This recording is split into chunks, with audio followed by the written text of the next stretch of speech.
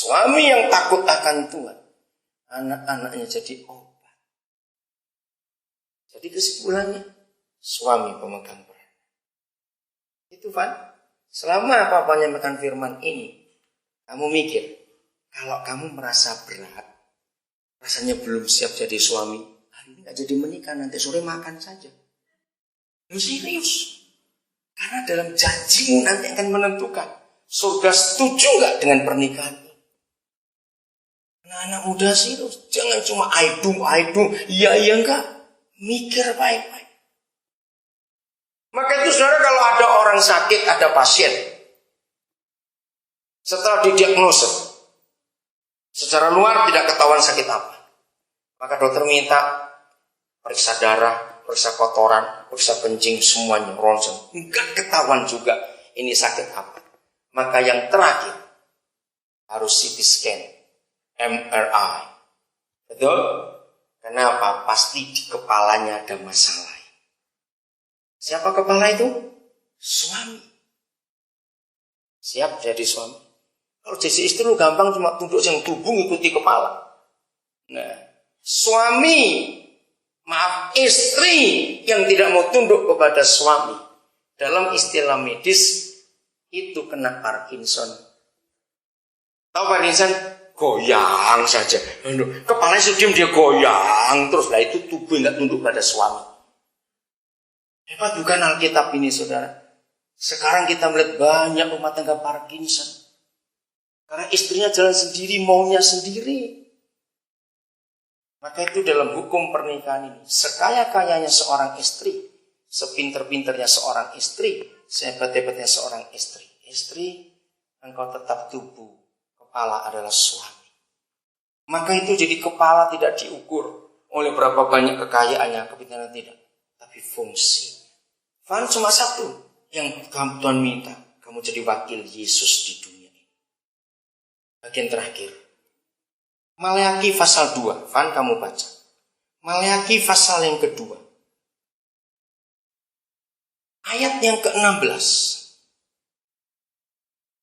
Maleakhi kitab terakhir perjanjian lama sebelum Matius. Maleakhi pasal yang kedua, ayat yang ke-16. Kalimat pertama Van kamu baca. Sebelum Matius, ya. Maleakhi pasal 2 ayat yang ke-16. Saudara, ada kira-kira 5 juta judul buku di dunia ini, tetapi hanya satu buku yang namanya Alkitab yang ada pernyataan aku benci perceraian. Maka itu pernikahan ini tidak boleh diceraikan, bahkan kata cerai pun tidak. Baca kan ayat 16-nya. Kalimat pertama saja. Ya, cukup sampai situ. Sebab aku membenci perceraian. Tuhan bukan cuma enggak suka perceraian, tapi benci. Kenapa? Dengarkan ini. Yang mau cerai, mari kita pikir baik-baik.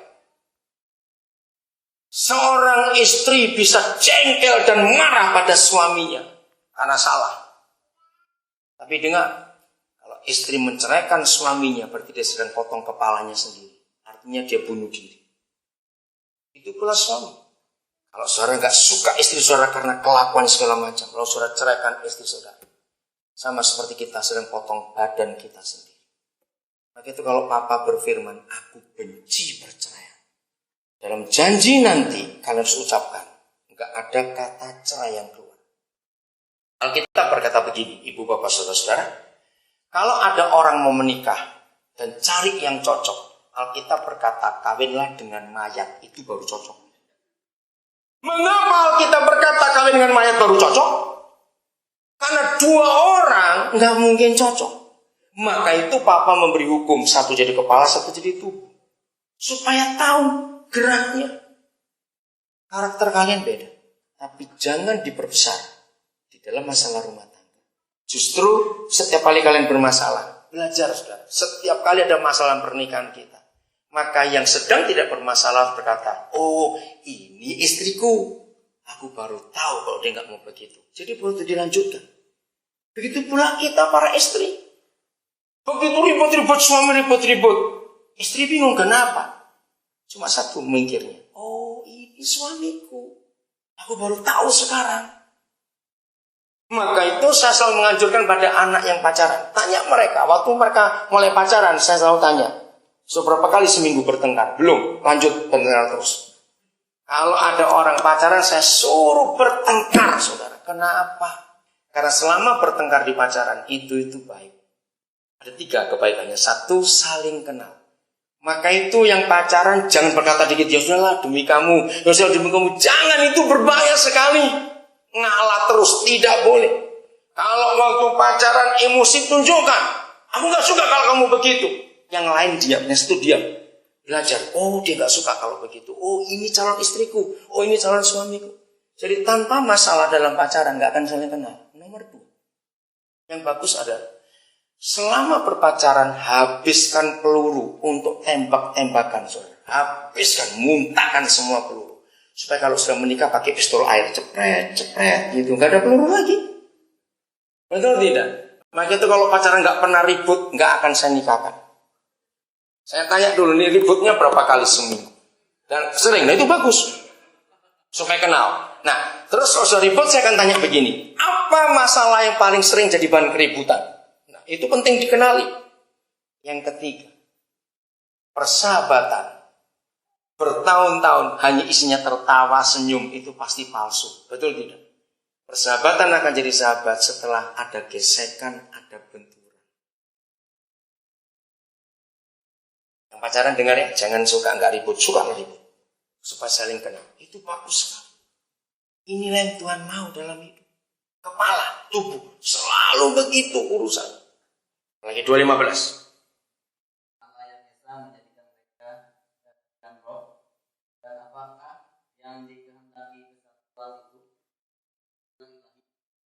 Jadi janganlah.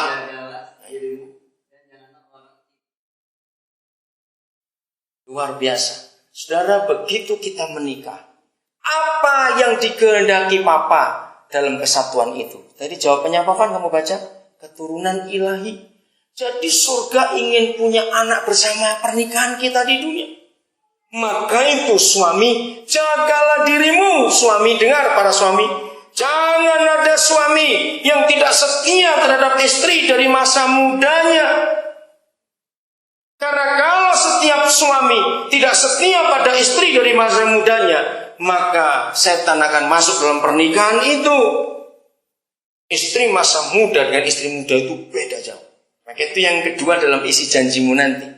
Kamu harus mengucapkan, Fani, di hadapan Tuhan berkata, Siska, kalau aku selingkuh, aku mati. Ucapkan itu.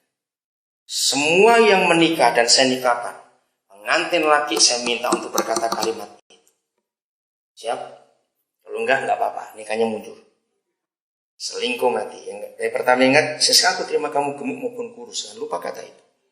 Oke? Yang lain tampaknya sudah serah kamu. Nah, dengan cara seperti itu, maka rumah tangga akan diberkati betul oleh Tuhan. Katakan amin, saudara. Karena suami yang pegang peranan yang luar biasa dalam hidup ini. Itu serius kan. 14 Maleakhi 2.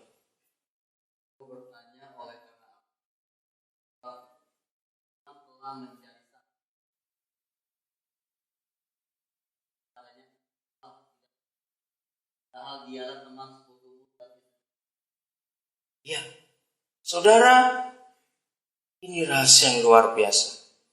Satu-satunya ayat dalam Alkitab yang menyatakan dia hadir dan menjadi saksi, itu hanya sekali waktu kita menikah. Kalau dia hadir menyertai, dia hadir menyembuhkan, dia hadir memberkati, dia hadir menolong, ada ratusan ayat di Alkitab. Tapi satu saja, dia berfirman, aku hadir dan menjadi saksi. Itu cuma sekali waktu menikah. Begitu nanti, saudara, tadi saya minta kepada majelis gereja bahwa saya tidak memakai panduan ini. Karena apa? Dalam janji nikah tidak boleh dihafal, nggak boleh didikte, harus keluar dari hati. Karena satu-satunya ritual perkawinan yang sangat sakral itu justru ketika kita dua mengucapkan janji di hadapan Tuhan. Dia hadir sebentar lagi dan menjadi saksi. Saya belajar sejarah gereja, saudara. Pada abad ke-14, abad 15 yang lalu, itu pertama kali buku tamu perkawinan dimulai. Itu di gereja Inggris. Lalu sampai ke Eropa, sampai ke Italia, sampai ke Jerman, terus menyebar. Jadi begini, karena ayat 14 Maleakhi 2, bahwa pernikahan itu seumur hidup, tidak ada perceraian. Maka kita yang menjadi saksi hari ini dengar, yang hadir, nanti pulang harus tanda tangan di buku tamu. Jadi waktu itu tamu-tamu datang hanya mengisi nama dan alamat, tidak boleh tanda tangan. Setelah kita mendengar pengantin ini berjanji sesuai Maleakhi 2:14 tadi, bahwa mereka akan setia sampai akhir, nggak akan melukai, nggak akan menyakiti, akan menyayangi, apalagi cerai tidak ada. Nah, kita semua dengarkan ini, lalu kita keluar dari gereja, bubuhkan tanda tangan kita di buku tamu itu. Tolong panitia yang belum siapkan, tolong siapkan nanti. Untuk apa? Buku tamu itu, siswa, kamu simpan seumur hidup pernikahan. Dengarkan ini. Untuk apa? Setelah mereka simpan buku tamu pernikahan mereka, seandainya kita dengar kabar yang nggak baik tentang mereka, apalagi berang mau cerai, maka kita yang hadir pada pernikahan mereka hari itu berhak datang ke rumah mereka. Tanya, mana buku tamu pernikahan kalian? Buka halaman tanda tangan kita masing-masing dan tunjukkan kepada mereka. Kami hadir waktu kalian berjanji tidak akan mengapa-apa. Itu kuat sekali. Simpan buku itu. Buku pernikahan kami simpan sampai hari ini. Karena yang hadir hari itu punya hak untuk datang. Tapi sayang saudara, sampai Indonesia buku itu jadi buku nomor kado. Itu ngawur sekali ini. Ini menjadi suami itu mewakili Yesus. Sebagai istri Siska itu sebagai gereja yang tunduk pada suami. Yang terakhir, Kejadian 2. Ayat yang ke-24. Nanti pada waktu mereka berlutut, orang tua harus ada di belakang anak-anak. Kenapa? Ini ayatnya. Kejadian 2:24. Silakan dibaca. Waktu itu seorang laki-laki dan meninggalkan ayahnya dan ibunya dan dengan istrinya. Keduanya menjadi satu lagi. Saudara, firman ini aneh sekali. Bukankah Adam dan Hawa adalah pernikahan gak punya orang tua dan gak punya mertua? Tapi aneh. Papa sudah berfirman, seorang laki-laki tinggalkan ayah dan ibunya. Mama papa yang berbahagia, ayat ini berkata bahwa setelah anak menikah, mama papa tidak punya hak atas rumah tangga anak. Dengarkan ini. 80% penyebab retaknya rumah tangga orang timur, kita orang Indonesia, ketika orang tua dan mertua ikut campur di rumah tangga anak. Mari kita pakai hukum negara. Mengapa pernikahan melibatkan pemerintah, catatan sipil? Sebab setiap rumah tangga itu negara baru. Jadi papa mama setelah anak ini menikah hari ini, kalau dengar apa-apa tentang mereka, dengarkan ini. Tidak boleh langsung telepon atau tanya. Ayat itu hebat. Secara psikologis, mari orang tua saya tanya jawab. Sesalah-salahnya anak dan menantu, orang tua bela siapanya? Ayo, bela siapa anak-anak? Orang tua bela siapa? Ya bela anaknya, mungkin bela menantunya. Maka itu hukum ini luar biasa. Begitu menikah, itu lepas. Papa mama nanti berdiri di belakang anak-anak. Katakan kepada Tuhan hari ini terakhir. Biar mereka datang kepada gembala. Maka itu Fanny dan Siska. Pasti akan terjadi, gak mungkin tidak. Mau doa kayak apapun, persoalan akan ada di pernikahan. Tapi jangan pernah telepon papa mama. Bersikaplah dewasa. Cari bapak gembala, minta konseling. Nah, hukumnya begini. Contoh yang terakhir, Malaysia cuma ngitari pulau terluar Indonesia, yang bagian Ambalat masih ingat. Padahal kan Malaysia cuma patroli saja. Wah, Indonesia sekebakaran jenggot. Memang. Nah, orang tua itu negara, anak negara juga. Nah, kalau satu negara intervensi negara lain, itu namanya perang. Begitu anak-anak muda, syarat menikah cuma satu. Kamu sudah bisa tanggung jawab atau tidak? Sudah berdiri sendiri atau tidak? Tinggalkan orang tua. Tidak boleh melibatkan orang tua lagi, termasuk masalah uang. Sudah lepas. Berani kawin kok masih minta orang tua, gak tahu malu. Sudah lepas. Kiranya Tuhan menolong kalian.